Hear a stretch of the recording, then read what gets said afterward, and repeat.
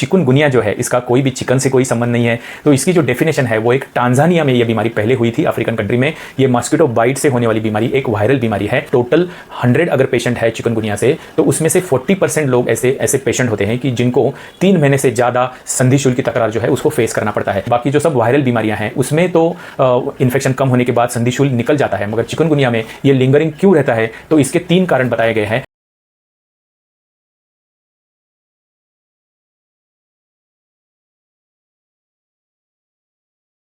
नमस्कार, चिकनगुनिया की मस्ती उतारेगी आयुर्वेद की बस्ती, इस विशेष भाग में आपका स्वागत है।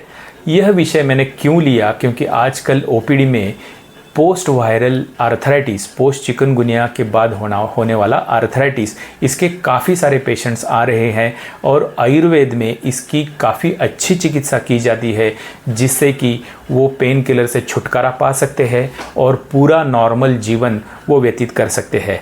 इसी के कारण आज हमने ये विषय का चयन किया है।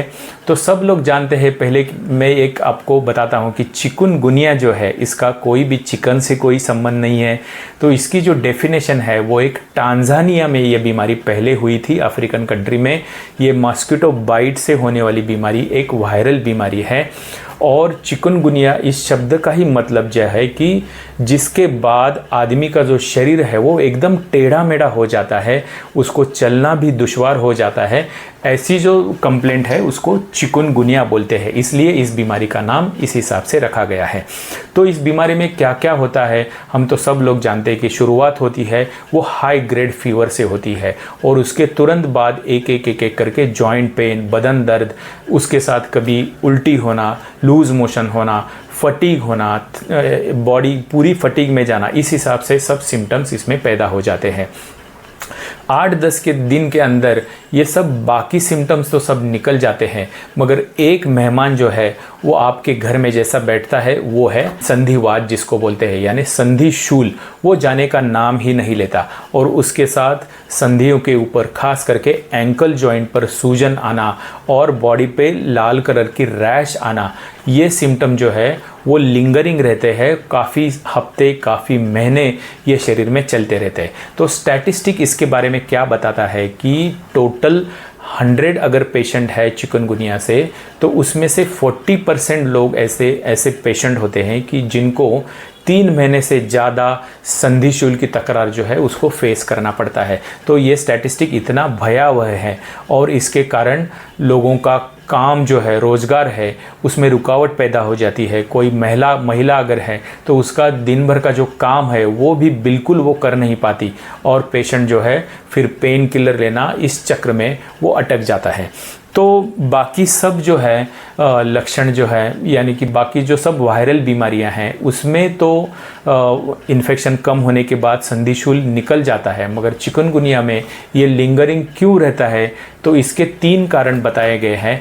पहला कारण है कि इन्फ्लेमेशन, जब भी शरीर में कोई भी बैक्टीरियल वायरल इन्फेक्शन होता है तो उसको रिस्पांस देने के लिए बॉडी में से काफ़ी सारे इन्फ्लेमेटरी मार्कर पैदा हो जाते हैं और बाकी वायरल इन्फेक्शन में वो मार्कर सबसाइड हो जाते हैं, मगर चिकनगुनिया में वो जो बटन ऑन हुआ है इन्फ्लेमेशन का वो चलता ही रहता है और शरीर में ये इन्फ्लेमेटरी मार्कर्स बरकरार रहने के कारण पेन जो है वो क्रॉनिक फॉर्म ले लेती है।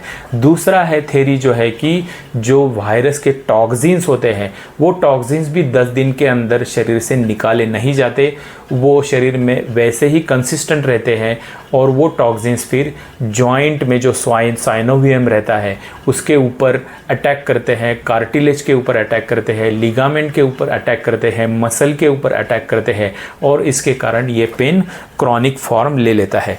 तीसरी थ्योरी है कि जो इन्फेक्शन के बाद एंटीबॉडीज़ पैदा हो जाती है वो भी शरीर में लिंगरिंग रहते हैं और वो एंटीबॉडीज़ हमारे जॉइंट के ऊपर अटैक करती है, इसके कारण क्रॉनिक जो आर्थराइटिस है वो पोस्ट चिकनगुनिया पैदा हो जाता है। तो ये सब रीज़न है इसके कारण।